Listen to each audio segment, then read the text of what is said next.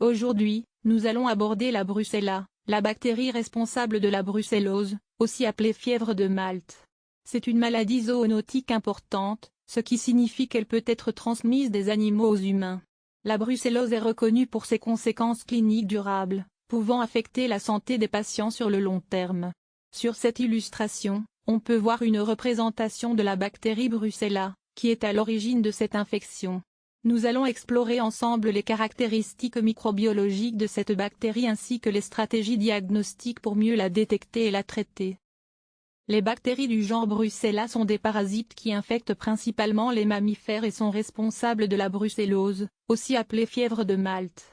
Toutes les espèces de ces bactéries sont pathogènes pour les animaux, mais certaines peuvent franchir la barrière entre les espèces et infecter l'homme. Cette transmission accidentelle provoque chez l'humain une maladie systémique complexe. Ce type d'infection s'inscrit dans la catégorie des zoonoses, c'est-à-dire des infections animales qui peuvent être transmises involontairement aux humains. Ce phénomène illustre bien le lien étroit entre la santé animale et humaine. Nous allons voir ici les principales espèces de Brucella et leurs hôtes animaux respectifs. On trouve tout d'abord Brucella melitensis, qui est surtout présente chez les ovins, comme les moutons et les chèvres. Ensuite, il y a Brucella abortus, qui infecte principalement les bovins, c'est-à-dire les vaches. Enfin, Brucella sui est associé aux porcs. Il est important de noter que d'autres espèces, comme B. canis chez les chiens, B. neotomae ou B. ovi, sont plus rarement isolées. Cependant, la spécificité d'hôte n'est pas absolue, ce qui signifie que malgré ces préférences, ces bactéries peuvent parfois infecter d'autres espèces animales. Les humains peuvent être contaminés par les animaux de différentes façons. La première est la voie digestive, qui se produit lorsque l'on consomme des produits comme du lait cru ou du fromage, ce qui concerne principalement le grand public. Ensuite, il y a la voie cutanée, qui résulte d'un contact direct avec les animaux, un risque surtout pour les éleveurs et les vétérinaires. Enfin, la voie aérienne concerne l'inhalation de particules en suspension, un danger principalement pour le personnel de laboratoire. Ces infections peuvent devenir des maladies professionnelles, particulièrement fréquentes chez ceux qui travaillent directement avec les animaux, comme les éleveurs, les vétérinaires et le personnel de laboratoire, qui sont donc exposés à des risques accrus. Ces bactéries sont des coccobacilles à Gram négatif, ce qui signifie qu'elles ont une forme intermédiaire entre les coques et les bacilles et qu'elles ne retiennent pas la coloration de Gram. Elles sont immobiles, ne forment pas de spores et ne possèdent pas de capsule. Concernant leur structure antigénique, le lipopolysaccharide ou LPS joue un rôle important. Chez B. abortus, l'antigène A est dominant, tandis que chez B. melitensis, c'est l'antigène M qui domine. Enfin, chez B. sui, on retrouve une proportion égale des antigènes A et M. Ces différences antigéniques permettent de distinguer ces espèces entre elles. Les germes étudiés nécessitent des conditions bien précises pour leur croissance. Ils sont strictement aérobies, ce qui signifie qu'ils ont besoin d'oxygène pour se développer. La température optimale se situe autour de 34 degrés Celsius, avec un pH idéal de 6,8. Ces micro-organismes ont également une exigence particulière pour des milieux riches, notamment des extraits de viande ou de levure, pour assurer une croissance suffisante. En ce qui concerne leur aspect selon le type de milieu, dans un milieu liquide, la croissance prend entre 2 et 4 jours et se manifeste par un trouble homogène avec un léger sédiment. Sur milieu solide, comme GSC ou trypticase, les colonies deviennent visibles après 48 heures, apparaissant très fines, transparentes, avec un aspect souvent décrit comme des gouttes de rosée ou beige. Pour éviter la contamination par d'autres bactéries, il est nécessaire d'ajouter des antibiotiques sélectifs tels que la polymyxine, la vancomycine ou la nystatine. Ces conditions sont essentielles pour identifier et travailler efficacement avec ces germes. Ce profil biochimique met en évidence plusieurs enzymes clés qui sont toutes positives, notamment l'oxydase, la catalase, l'uréase et la nitrate réductase, ce qui signifie que ces enzymes sont actives dans le genre étudié.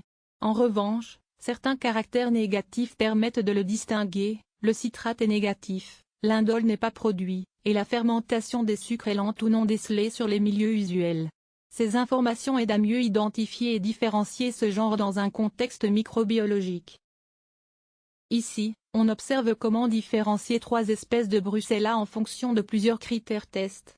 Par exemple, B. melitensis n'a pas besoin de CO2 et ne produit pas de H2S, mais elle est sensible à la fuchsinéophagise. A l'inverse, B.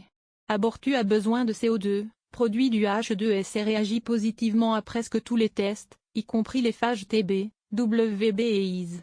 Enfin, B.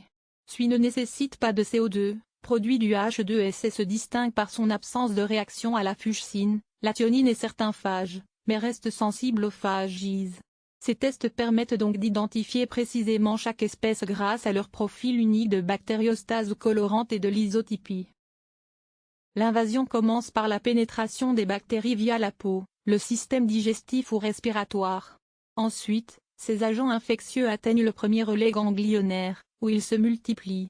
Puis, ils se disséminent dans l'organisme par les voies sanguines et lymphatiques. Cette propagation conduit à une bactériémie, qui peut évoluer en une infection systémique, affectant plusieurs organes et provoquant des symptômes généraux dans tout le corps. L'évolution clinique se divise en 3 phases principales. D'abord, la phase aiguë septicémique, qui dure environ 2 à 3 semaines, se caractérise par une incubation suivie d'une fièvre ondulante accompagnée de sueur et de douleur, ainsi que par une hépatosplénomégalie et des adénopathies. Ensuite, la phase subaiguë, où la maladie se localise principalement au niveau viscéral et osseux, avec une prédominance des atteintes ostéo-articulaires, sans oublier les complications neuroméningées et les endocardites. Enfin, on arrive à la phase chronique, marquée par une asthénie à la fois physique et psychique, souvent appelée patracrie bruxellienne, ainsi que par des douleurs diffuses qui peuvent persister sur le long terme. Cette progression illustre la complexité et la variété des manifestations cliniques au fil du temps.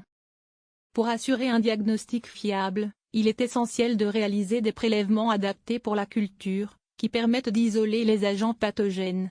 Le prélèvement par hémoculture reste la référence principale, car il permet de détecter la présence de bactéries dans le sang. En complément, on peut prélever des ganglions lymphatiques ou de la moelle osseuse selon la localisation suspectée. Le liquide céphalorachidien est également un échantillon clé, surtout dans les infections neurologiques. Enfin, le liquide articulaire ou le pus issu d'une infection localisée peut être analysé pour identifier précisément le germe responsable.